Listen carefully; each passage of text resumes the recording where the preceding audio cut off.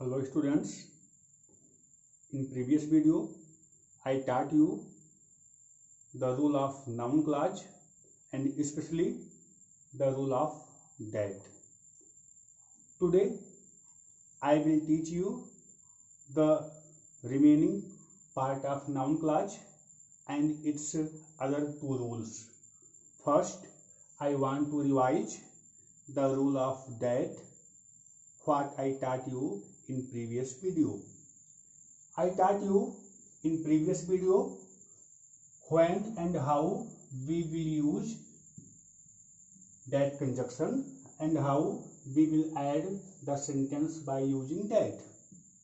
Students, as I taught you, if in your sentence there is fact, hope, so, as, it, this or that. If in your sentence there is the use of these words, यदि इन शब्दों का use हो या फिर there is fact in your sentence, कोई fact हो, any hope, कोई hope हो, तो श्योर है in that sentence we will use that to combine that sentence. हम उसमें दैट की यूजिंग करते हैं.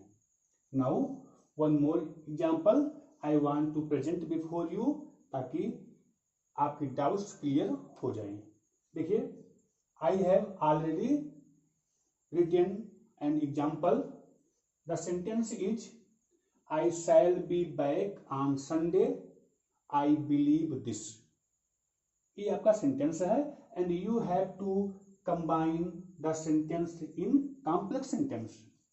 अब देखिए, इसमें कौन सा कंजक्शन आएगा, दैट की यूजिंग होगी कि नहीं होगी, इसको हम देखते हैं. देखिए, अब पहले सेंटेंस को ध्यान से देखें. I shall be back on Sunday, मैं संडे को वापस आऊंगा. आई बिलीव दिस, मैं ऐसा या मैं यह विश्वास करता हूं. हमने आपसे कहा था कि if in your sentence there is the use of so, as, it, यदि किसी भी सेंटेंस के लास्ट में सो आता, एज आता या इट आता या फिर दिस हो या दैट हो, तो श्योर है we will use that in that sentence. हम वहां पर दैट की यूजिंग करते हैं. अब आप देख सकते हैं कि आई बिलीव दिस में there is the use of this. यहाँ पे दिस की यूजिंग है, तो श्योर है हम सेंटेंस को दैट से जोड़ेंगे. ठीक, जिस सेंटेंस में दिस या सो या एज या इट की यूजिंग हो, हम क्या करेंगे, उसी सेंटेंस को write as a principal clause और उसी के स्थान पर हम लोग दैट का यूज करते हैं. जहां लिखा होगा सो, एज, इट, हम उसको वहां से, या दिस या दैट, हम उसको वहां से हटाएंगे, वहां पे दैट लिखते हैं और यही आपका प्रिंसिपल क्लॉज भी बनता है. ठीक, अब हम इसको आगे ले आएंगे. आई बिलीव दिस को हम लोग यहाँ पे आगे ले आते हैं एज अ प्रिंसिपल क्लॉज. आपका सेंटेंस होगा आई बिलीव दिस को हम वहां से रिमूव हम करेंगे और दिस के प्लेस पर कंजक्शन दैट की using. Okay, I believe that. इसके बाद का जो आपका सेंटेंस होगा वह आपका सबऑर्डिनेट क्लॉज होता है. ओके, तो आई बिलीव दैट.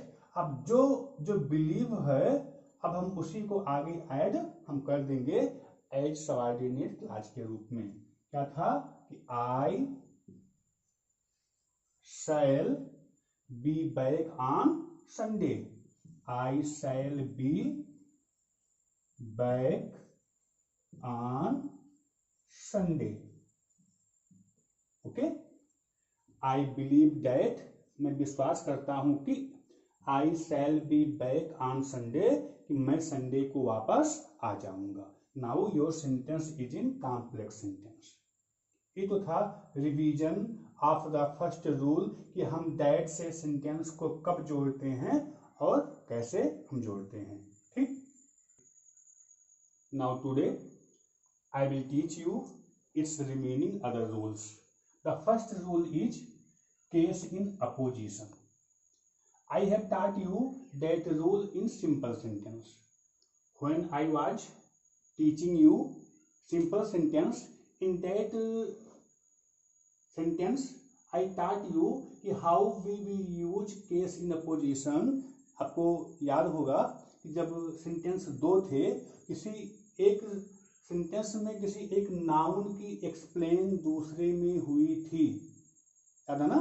तो हम लोग क्या किए थे कि उस नाउन को और उसके एक्सप्लेनेशन को दोनों को साइड बाय साइड अगल बगल सिंगल कॉमा के साथ लिखे थे. वही सेम रूल, वही सेम चीज आपका कॉम्प्लेक्स में भी मान लो आ जाए तो हम उसको कॉम्प्लेक्स कैसे करते हैं. सिंपल में क्या था कि नाउन को और उसकी एक्सप्लेन को अगल बगल साइड बाय साइड में अगल बगल हम उसको सिंगल कामा के साथ लिखे थे.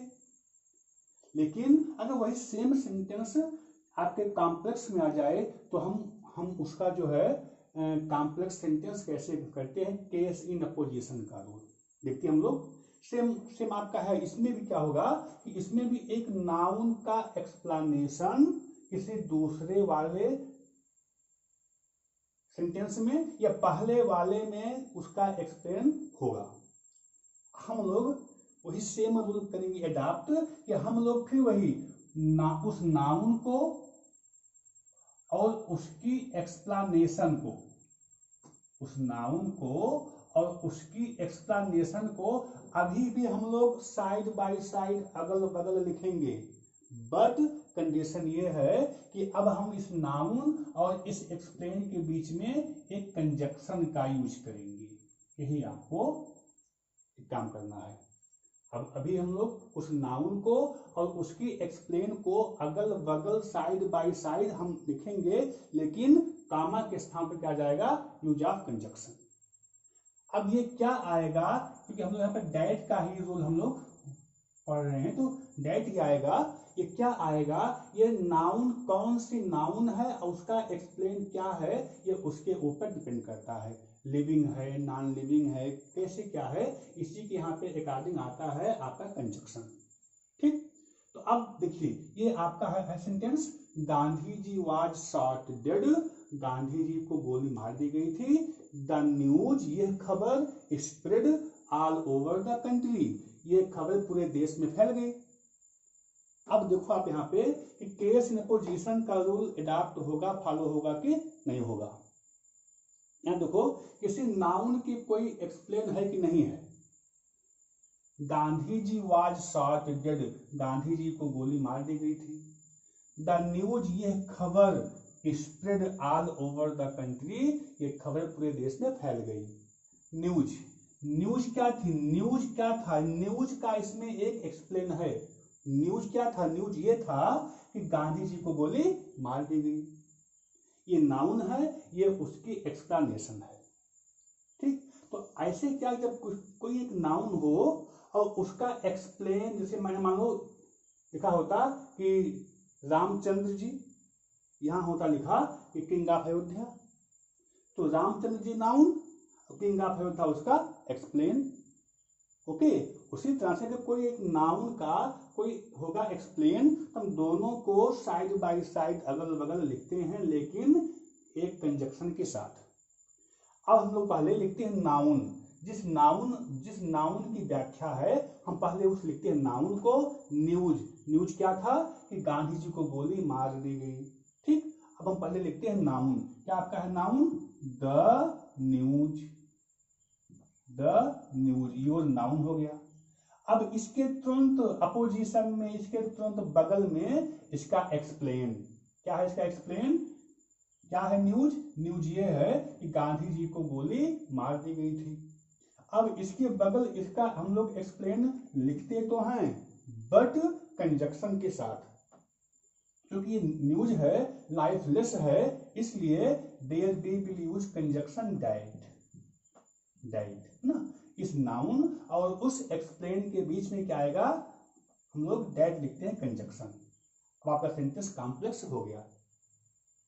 आपके सेंटेंस में एक कंजक्शन आ जाए, क्लाज 2 बन जाए, आपका सेंटेंस कॉम्प्लेक्स बन गया। द न्यूज, कौन सा न्यूज, बीच में आ गया आपका दैट। अब इसका देखो एक्सप्लेन, क्या था एक्सप्लेन कि Gandhi ji, the news that Gandhi ji was shot dead. The news, इसका एक्सप्लेन, बीच में आपका कंजक्शन। तो यही आपका सेंटेंस सिंपल में होता ना तो दैट के प्लेस पे क्या था, कॉमा आता। ठीक, the news that Gandhi ji was shot dead, noun उसका एक्सप्लेन, उसके बाद में बाकी को हम उसे उतार देंगे। Spread all over the country, spread all over the country. Okay, ये आपका था कि केस इन अपोजिशन के यूज से सेंटेंस को कॉम्प्लेक्स में करना। हम लोग इसका एक एग्जांपल और हम लोग लेंगे। Now there is another example of case in apposition. Your sentence is he was innocent, वह इनोसेंट था, निर्दोष था। दिस वाज हिज स्टेटमेंट, यह उसका कथन था। इट वाज रॉन्ग, जो कि गलत था। ओके, यहां आप देखेंगे कि there is 3 sentence before you, यहाँ पे सामने 3 सेंटेंस हैं। सेंटेंस 2 हो, 3 हो, 4 हो, कोई फर्क नहीं है। आप रूल आप जानो, अपने आप आपका सेंटेंस बन जाएगा। देखिए, ही वाज इनोसेंट, वह निर्दोष था। दिस वाज हिज स्टेटमेंट, या उसका कथन था, जो कि इट वाज रॉन्ग, ये गलत था। देखिए, यहां आप लोग देखें कि किसी नाउन की कोई एक्सप्लेन है कि नहीं है, किसी नाउन की कोई एक्सप्लेन है कि नहीं है। वह इनोसेंट था। दिस वाज हिज स्टेटमेंट, यह उसका कथन था। उसका कथन क्या है, उसका जो स्टेटमेंट है वह क्या है कि ही वाज इनोसेंट, वह इनोसेंट था। जो उसका स्टेटमेंट है वह क्या है, वह इनोसेंट था। His statement is noun and he was innocent, यह उसका एक्सप्लेनेशन। ओके, तो ये नाउन हो गया his statement and that is it's explanation. अब हम लोग क्या करेंगे, इस नाउन को और इस एक्सप्लेन को केस इन पोजीशन में साइड बाय साइड लिखते हैं विथ यूज ऑफ कंजक्शन। ठीक, हम लोग लिखते हैं। पहले हम लोग लिखेंगे इसका नाउन। नाउन क्या है, हिज स्टेटमेंट। नाउन क्या है, हिज स्टेटमेंट, उसका कथन। अब इसका लिखो एक्सप्लेन। क्या था इसका एक्सप्लेन, ही वाज इनोसेंट, कि वह इनोसेंट है। हम इसको लोग दैट से ऐड करते हैं, इस एक्सप्लेन को और नाउन को दैट से हम लोग ऐड किए। हिज स्टेटमेंट क्या, ही वाज इनोसेंट, नाउन के बाद उसका explain, his statement that he was innocent, noun उसका एक्सप्लेन, बीच में कंजक्शन दैट। तो his statement that he was innocent, अब क्या बचा, वाज रॉन्ग। ठीक, his statement that he was innocent was wrong, उसका कथन कि वह इनोसेंट है ये रॉन्ग था, है ना। ये आपका सेंटेंस हो गया कॉम्प्लेक्स में। नाउन उसका एक्सप्लेन, आपका केस इन अपोजिशन, बीच में कंजक्शन दैट, बाकी के बाद हम लोग उसको एक हेल्पिंग वर्ब और फिर आगे की चीज हम लोग उसी में ऐड कर देते हैं। Okay, now your next rule is rule of interrogation. इसमें क्या होता है, बहुत इजी रूल है। इसमें there is 2 sentence before you, आपके सामने सेंटेंस 2 होते हैं। इसमें से कोई एक सेंटेंस ऐसा होता है जो इंट्रोगेटिव होता है। There is 2 type of sentence and one of them is interrogative. इसमें से कोई एक इंट्रोगेटिव होता है, दोनों भी इंट्रोगेटिव हो सकते हैं, कोई दिक्कत नहीं है, लेकिन एट लीस्ट कम से कम आपका एक सेंटेंस इंट्रोगेटिव होता है। जब ऐसा सेंटेंस आपके सामने हो and you have to combine that sentence in complex, तो बहुत इजी है। अब देखो कॉम्प्लेक्स में कंजक्शन का आना कंपलसरी है, ये आना है। हम लोग अब तक डायरेक्ट यूजिंग हम पढ़े थे, ठीक। इसमें क्या होता है, अगर दो सेंटेंस आपका हो और कोई आपका एक सेंटेंस जो क्वेश्चन वर्ड से स्टार्ट हो, what, why, when, where, how, है ना, से स्टार्ट हो, सेंटेंस को जोड़ना हो, तो हम लोग एक काम करते हैं, तब हम किसी भी कंजक्शन की यूजिंग नहीं हम करते हैं। यही क्वेश्चन वर्ड आपका काम करता है कंजक्शन का और क्वेश्चन वर्ड दोनों का, 2 in 1, दो एक वर्ड दो काम करता है। ये आपका what, why, when, where, how होगा ना, यही काम आपका करेगा कंजक्शन का भी और यही काम आपका करेगा क्वेश्चन वर्ड का भी, ठीक। तब हम लोग ना डायरेक्ट की यूजिंग न कुछ हम लोग जो ये WH टाइप का होता है वर्ड, जो कुछ भी यहाँ पे होगा हम लोग इसी से सेंटेंस की स्टार्टिंग करते हैं, ठीक है ना। मतलब देखिए अब हम लोग एक काम करते हैं, जो आपका सेंटेंस इंट्रोगेटिव होता है हम लोग उसी से सेंटेंस को जोड़ते हैं। यही आपका काम करेगा किसका, कंजक्शन का, ठीक। अब हम पहले जिसके सेंटेंस इसके पहले है इसको हम लोग लिखते हैं एज अ प्रिंसिपल क्लॉज। क्या हो गया, टेल मी, ठीक। अब जो आपका सेंटेंस WH टाइप का होता है हम लोग इसी से सेंटेंस को जोड़ देंगे, ना तो दैट की यूजिंग ना कुछ, यही आपका काम होगा कंजक्शन का भी और क्वेश्चन वर्ड का भी। बस ये ध्यान दो, यहाँ पे आपका W था कैपिटल, यहाँ का स्मॉल आ जाएगा, क्या आ जाएगा, स्मॉल, वेयर हो गया, ठीक।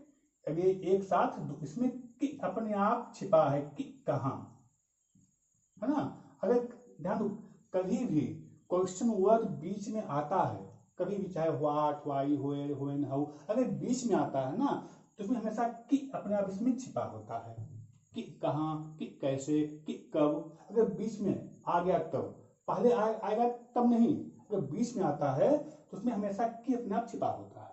इसलिए डायरेक्ट की यूजिंग और इसकी यूजिंग कभी भी एक साथ नहीं होती है, क्योंकि इसमें की क्या है, अपने आप इसमें अपने आप छिपा होता है। टेल मी हो गया, फिर हो गया वेयर, ठीक। अब देखिए यहाँ पे जो आपको फोकस करना है एक चीज का, वो ये है कि ये आपका सेंटेंस इंट्रोगेटिव होता है। हम लोग एक काम करेंगे कि इस सेंटेंस को हम लोग असर्टिव में लिखते हैं।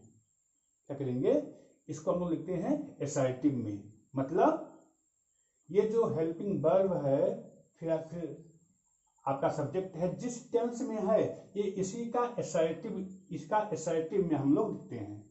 आपका वाक्य क्या था, आपका सेंटेंस प्रेजेंट इंडेफिनिट टेंस का है इंट्रोगेटिव, इसको हम लोग लिखते हैं प्रेजेंट इंडेफिनिट टेंस के ही असर्टिव में, मतलब सब्जेक्ट वर्ब के फर्स्ट फॉर्म या एस या ईएस, है ना। तो वेयर हो गया, डू को छोड़ते हैं, सब्जेक्ट यू, क्योंकि आपको पता है कि सेंटेंस आपका प्रेजेंट इंडेफिनिट टेंस में है और उसमें आता है सब्जेक्ट प्लस वर्ब फर्स्ट या उसमें SRES ये आता है। तो हम लोग सेंटेंस को असर्टिव में, बस इसको हम लोग असर्टिव में हम लोग इसको लिखेंगे। वेयर हो गया, यू हो गया और लास्ट में लिव, और ये इंट्रोगेशन मार्क को हम लोग हटाएंगे और फुल स्टॉप लिखते हैं, ठीक। Tell me where you live, आपका सेंटेंस हो गया कॉम्प्लेक्स।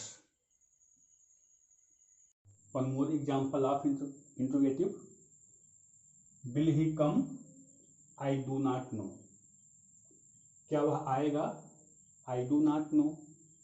अब देखिए इसके पहले I have given an example of interrogative, उसमें क्या था, उसमें your interrogative word start with WH type, वो वेयर से था।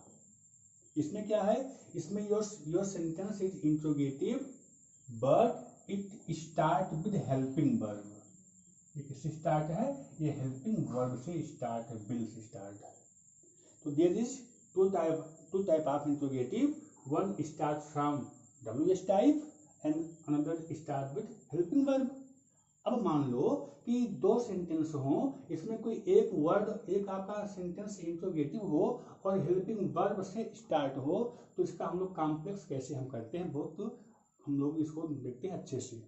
अभी हमने कहा है कि जिसमें जो आपका सेंटेंस इंट्रोगेटिव होता है इसी में हम कंजक्शन ऐड करते हैं। ठीक, मतलब ये आपका वाक्य होगा प्रिंसिपल क्लास, तो हम पहले इसी को लिखते हैं, प्रिंसिपल क्लास को, I do not know as. ठीक, अब जो आपका सेंटेंस इंट्रोगेटिव है ये आपका होता है सबऑर्डिनेट क्लास। अगर ये WH टाइप का होता सेंटेंस तो हम इसी से सेंटेंस को फिर जोड़ देते।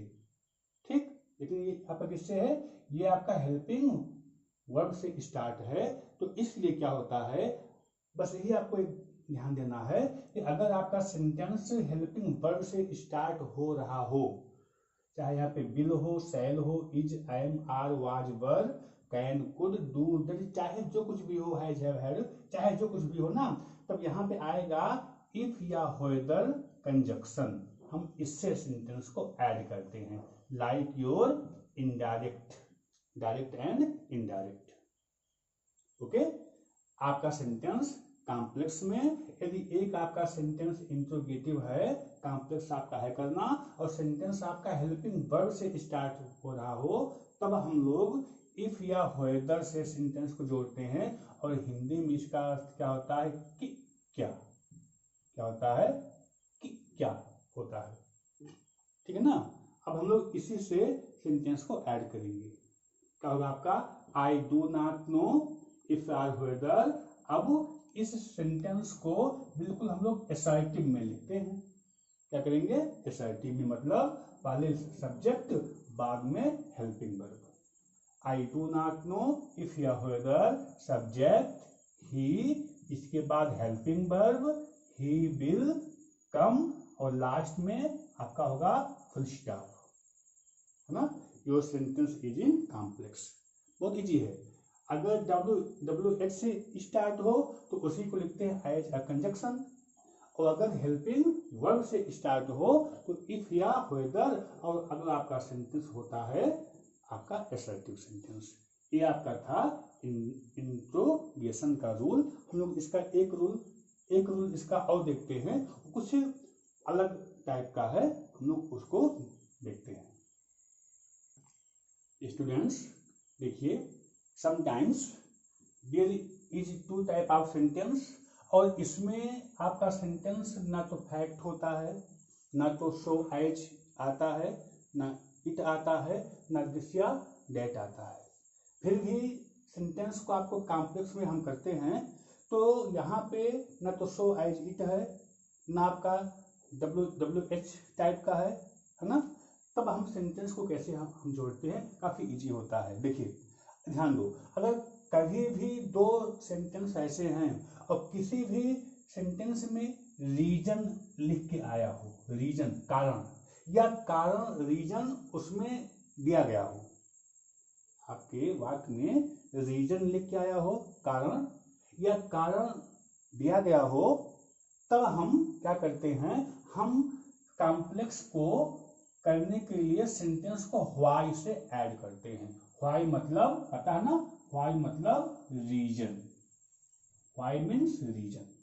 अगर कभी भी कहीं पर रीजन आया हो, कारण आया हो, सेंटेंस को कॉम्प्लेक्स में हम करेंगे तो रीजन को हम लोग क्या करते हैं, रीजन को हम लोग व्हाई में चेंज कर देते हैं। इट इज योर कंजक्शन, काफी इजी है। जैसे देखो, द टू स्टूडेंट्स क्वेरल्ड, दो स्टूडेंट्स आपस में क्वेरल किए, I want to know the reason, मैं कारण जानना चाहता हूं, मैं कारण जानना चाहता हूं, मैं जानना चाहता हूं क्या, कि दोनों की स्टूडेंट्स आपस में क्वेरलिंग क्यों किए। रीजन जहां आ जाए मतलब व्हाई। अब हम लोग एक काम करते हैं कि जहां रीजन लिखा होता है इसको यहां से हम लोग रिमूव करेंगे और इसके प्लेस पे हम लोग व्हाई से सेंटेंस को ऐड करते हैं, आपका सेंटेंस कॉम्प्लेक्स बन जाएगा, है ना। जहां पे रीजन लिखा होगा हम लोग वहीं पे व्हाई लिखते हैं और इसे लिखते हैं एज अ प्रिंसिपल क्लॉज। ठीक, अब देखिए आपका सेंटेंस क्या होगा, I want to know. Okay, reason को हटाइए और व्हाई इसके प्लेस पर व्हाई लिखते हैं। रीजन है पक्का, यहाँ पे क्या आएगा, व्हाई आएगा।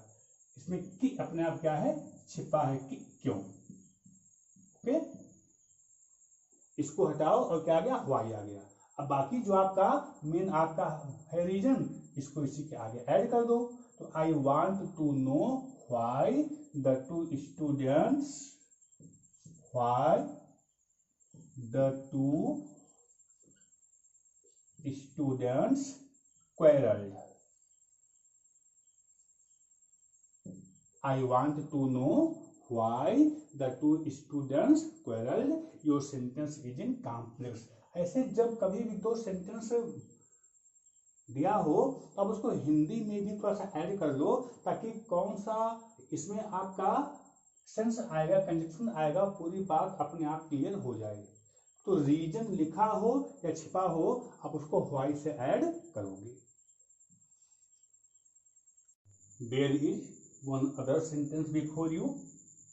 आपका सेंटेंस है, I told you yesterday you must rely on it. मैंने कल आपसे कुछ कहा था। यू मस्ट रिलाई ऑन होता है बिलीव करना, विश्वास करना।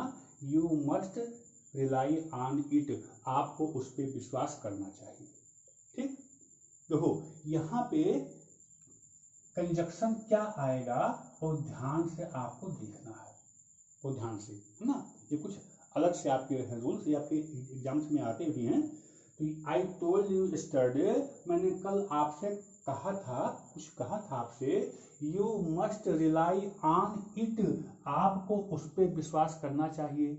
बाय रूल यहाँ इट है तो हमने कहा था कि यहाँ पे डैट आएगा, है ना, लेकिन यहाँ पर इट के प्लेस पर डैट की यूजिंग नहीं होगी। ये आप लोग ध्यान देंगे, हर इट को डैट में हम लोग ना लिख के, यहाँ देखो सेंस क्या आपका आएगा। ये आपका सेंस ये है कि यू मस्ट रिलाई ऑन, आपको विश्वास करना चाहिए। किस पर बताओ, आई टोल्ड यू यस्टरडे, जो कुछ मैंने कल आपसे कहा था। यहाँ जो कुछ आपका आ रहा है सेंस, है ना। आपको बिलीव करना चाहिए, विश्वास आप करें, इस पे आप करें कि जो मैंने कल आपसे कहा था।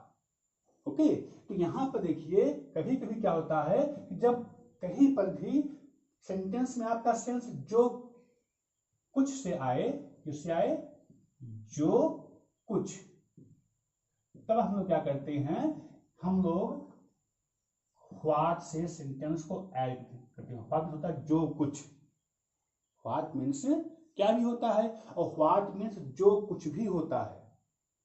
तो जब कभी भी ये आए कि जो कुछ का आ रहा है तो हम लोग सेंटेंस को व्हाट से ऐड करते हैं। मतलब यू मस्ट रिलाई ऑन, आप विश्वास करें किस पे, जो कुछ मैंने आपसे कल कहा था। ओके, तो जहां इट लिखा है इट, हम लोग वहां पे व्हाट से सेंटेंस को ऐड करते हैं। ओके, तो देखते हैं आपका सेंटेंस क्या होगा। आपका सेंटेंस होगा यू मस्ट रिलाई ऑन, आप विश्वास करें, और किस पे करें, जो कुछ मैंने कल आपसे कहा था। यहाँ पे व्हाट से हम लोग सेंटेंस को ऐड करते हैं, इसका सेंस होगा जो कुछ। ये आपके सेंटेंस के सेंस के ऊपर डिपेंड है ना। तो you must rely on what I told you yesterday. You must, आपको विश्वास करना चाहिए किस पर, what I told you yesterday, जो कुछ कल मैंने आपसे कहा था। ये तो था आपका नाउन क्लॉज। नाउन क्लॉज आपका कंप्लीटली इंड होता है। आपको कहीं पर भी कोई डाउट हो, आप हमको एट वंस इन्फॉर्म करेंगे बाय कमेंट। और अब आप पूरी एक्सरसाइज अटेम्प्ट आप करेंगे, जहां कहीं भी आपको दिक्कत होगी आप हमसे पूछेंगे। Thank you.